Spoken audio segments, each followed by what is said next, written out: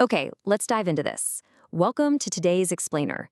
Today we're unpacking a culinary icon that most of us have eaten, probably loved, but, quite possibly completely misunderstood. We are looking at the fascinating 100-year history of this Caesar salad. It's a dish that seems so incredibly familiar to us, yet its true origins are actually hidden behind decades of myths and assumptions. Now, right off the bat, I want to immediately pose a question to you. What does a Roman emperor actually have to do with America's favorite salad? Because when you hear the name Caesar and you taste that rich Parmesan cheese and garlic, it's a totally natural assumption to picture ancient Italy, right? You might even imagine this dish being passed down through generations of Mediterranean chefs. Well, absolutely nothing. Yep, zero. The Caesar salad was not invented in Rome, and it for sure wasn't named after Julius Caesar. Actually, the real story is much more recent, quite a bit more chaotic, and frankly, a whole lot more interesting. It's a story born not in some ancient empire, but out of absolute necessity, quick improvisation, and a massive geopolitical event that you probably wouldn't ever associate with a bowl of lettuce. So the real origin story takes us back to the roaring 1920s. In 1919, Prohibition begins in the United States, effectively banning the sale of alcohol. So what do wealthy Californians and Hollywood elites do? Well, by the early 1920s, they start flocking south of the border to Tijuana, Mexico, where the booze is still legally flowing. And by 1924, a restaurant on Avenida Revolution called Caesar's Place, which was owned by an Italian immigrant named Cesare, or Caesar, Cardini, becomes this booming oasis for thirsty, party-seeking Americans. And to give you a sense of just how legendary this restaurant scene became, we can turn to none other than the culinary icon herself, Julia Child. She actually visited Tijuana with her parents in the mid-1920s and later recalled in her writings word spread about Tijuana and the good life, and about Caesar Cardini's restaurant and about Caesar salad. She actually had the salad prepared for her, tableside, by Caesar himself when she was just a young teenager. I mean, it wasn't just a meal, you guys, it was an event. But here is the really wild part. The salad itself wasn't some meticulously planned, long-standing menu staple. Nope. Fast forward to a steamy July 4th weekend in 1924. A massive influx of prohibition-dodging Americans absolutely swarms Caesar's Place to celebrate the holiday. The restaurant is overrun, the staff is totally overwhelmed, and then the absolute worst happens. The kitchen literally runs dry on ingredients. Caesar Cardini is standing there, staring at bare shelves and a dining room full of hungry, affluent customers who are expecting a feast. So instead of throwing in the towel and turning people away, Cardini gets incredibly creative. He takes the very few ingredients he has left and turns their preparation into a full-blown tableside show. First, he vigorously robs a large wooden bowl with a clove of garlic just to release those aromatic oils.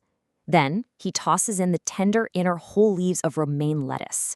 Finally, he whips up an impromptu dressing using a coddled egg, boiled for exactly 1 minute, mixed with olive oil, lemon juice, Parmesan cheese, and Worcestershire sauce.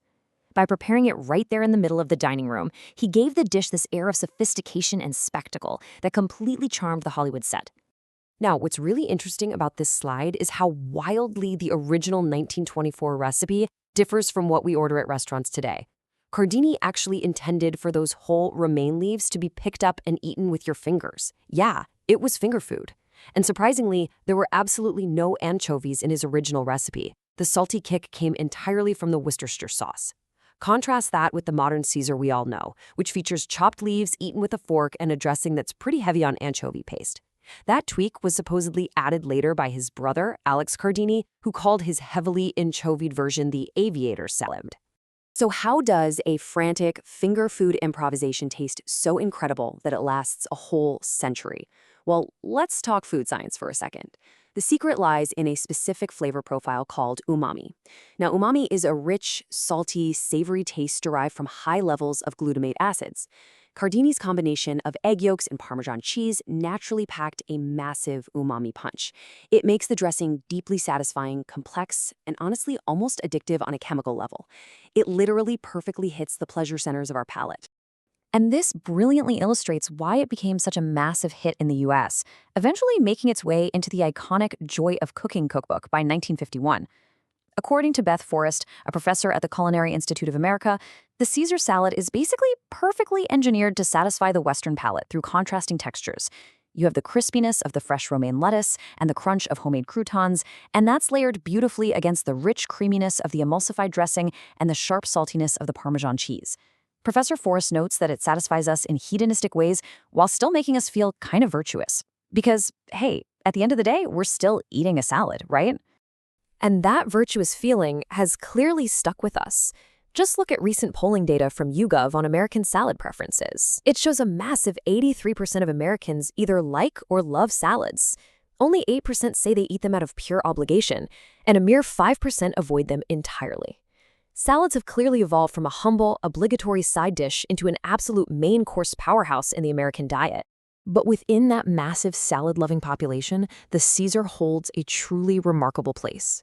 When you look at the top salad variations, taco salad takes the #1 spot at 24%, but Caesar salad is right behind it at 22%, edging out the standard green salad. I mean, it is incredibly rare for a nearly 100-year-old restaurant creation to maintain that level of absolute dominance on menus across the country. Today, about 35% of all U.S. restaurants feature a Caesar salad on their menus.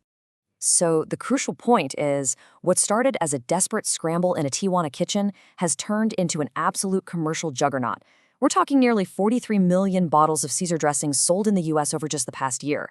According to Nielsen IQ, that represents a $150 million annual industry. And that's just for the dressing. Caesar Cardini actually realized this potential pretty early on and began bottling his signature dressing at home back in 1948. And obviously, that business legacy continues to thrive today. Which brings us to our final thought for this explainer.